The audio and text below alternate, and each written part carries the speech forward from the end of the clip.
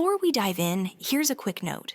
If you enjoy videos that take complicated ideas and break them down into something clear, simple, and actually useful, then you're in the right place. This channel is all about understanding the hidden systems that shape our digital lives without the jargon, without the fluff, and without the boring stuff nobody wants to hear. So if you want to get smarter about the apps you use every day, hit the like button, subscribe if you haven't already, and let's get started. Let me start with a question. If I told you that your favorite app already knows where you slept last night, who you talked to this morning, what time you wake up, how often you check your phone, and even what mood you were likely in yesterday, would you believe me? Because that might already be true. And the wild part is, you probably gave it permission without even noticing. Today, we're going to unpack data privacy. Not in the boring, legal, 10,000-page policy kind of way, but in the, oh wow, I didn't know apps could do that kind of way.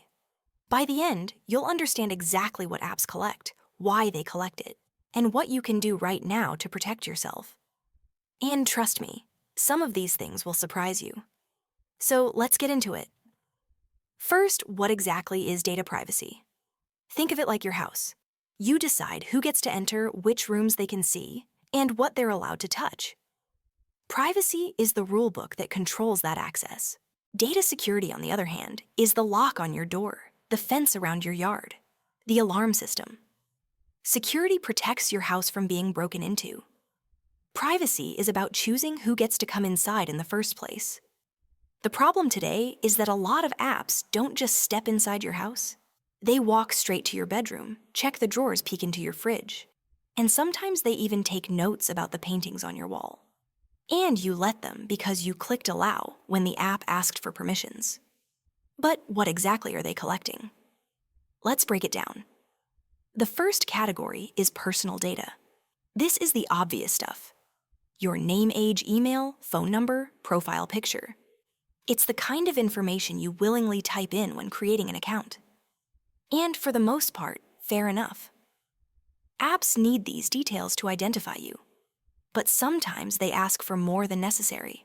A simple note-taking app doesn't need your phone number, but it might ask anyway because the more data it has, the more valuable you become.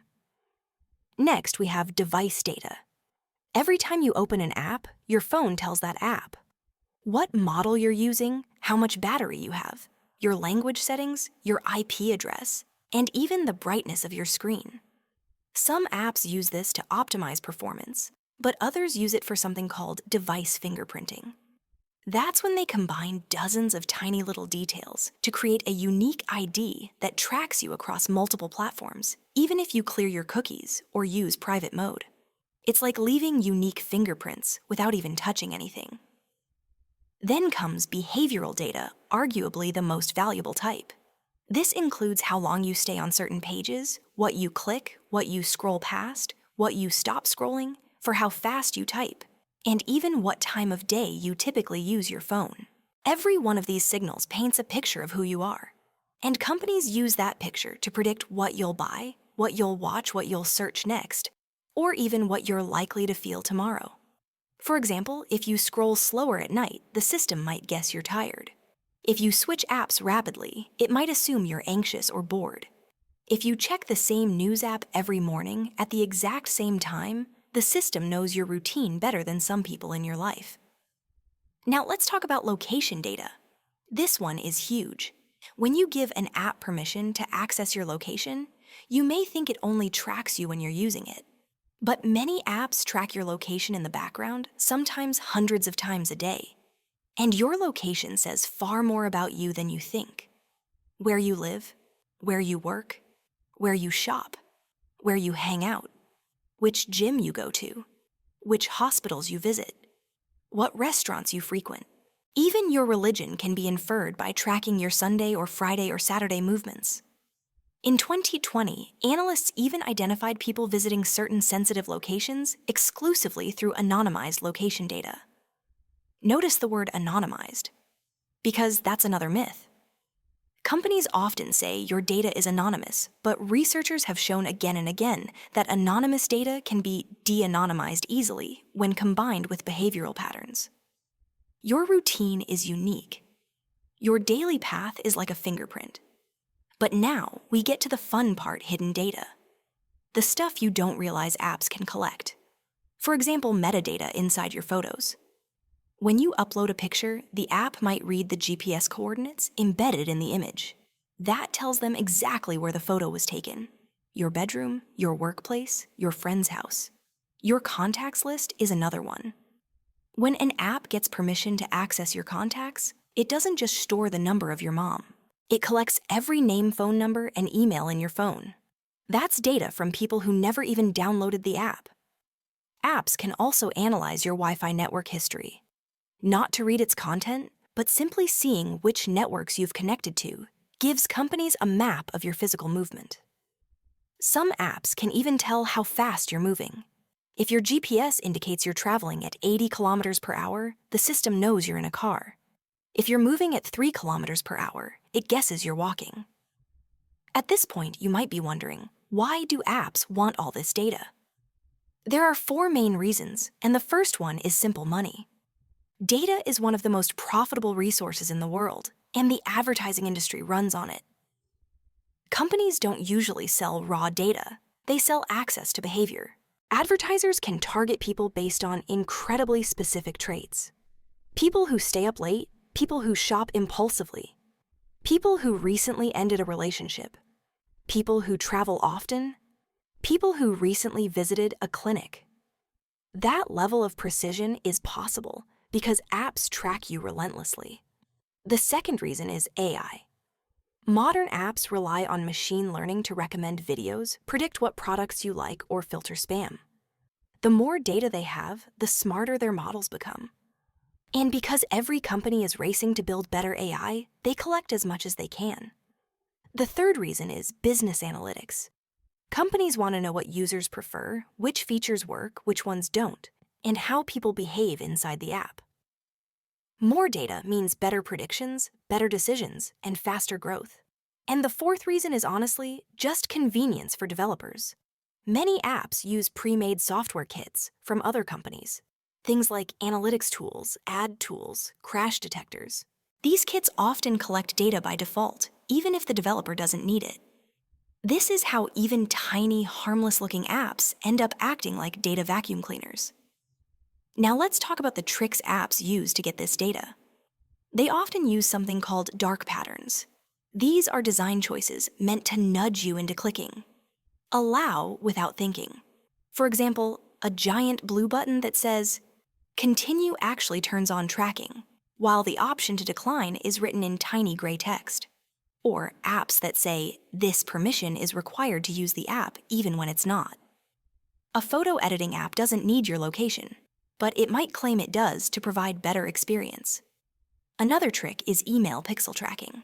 When you open an email from certain companies, a tiny invisible image loads, and that tells them what time you opened the message, your device, your location, and sometimes even how many times you reopened it. Then there's fingerprinting. This is when companies track you without cookies, without IDs, without asking permission, simply by combining small details, like screen resolution, time zone fonts, operating system, and device model. Put together, these details form a unique signature.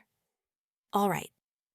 Now that we know how much data is collected, let's talk about the risks. The first is targeted advertising that feels uncomfortably accurate. When the system knows everything about you, ads can feel like mind reading. The second risk is data breaches. Even big companies get hacked, and when they do, your personal information, email, phone number, sometimes even your location history can end up for sale online. The third risk is being judged or profiled based on your data. Companies can categorize you into psychological groups, whether you're anxious, introverted, risk-taking, lonely, or stressed. And finally, your data might be used for things you never agreed to. Governments, third-party companies, political organizations, once data leaves your phone, you lose control over where it goes. So what can you do to protect yourself? Luckily, a lot. The first step is a permissions audit. Go through your apps and check what you've allowed them to access. Turn off anything that isn't necessary. Your flashlight app doesn't need your location. Your calculator doesn't need your contacts. Your music app doesn't need your camera.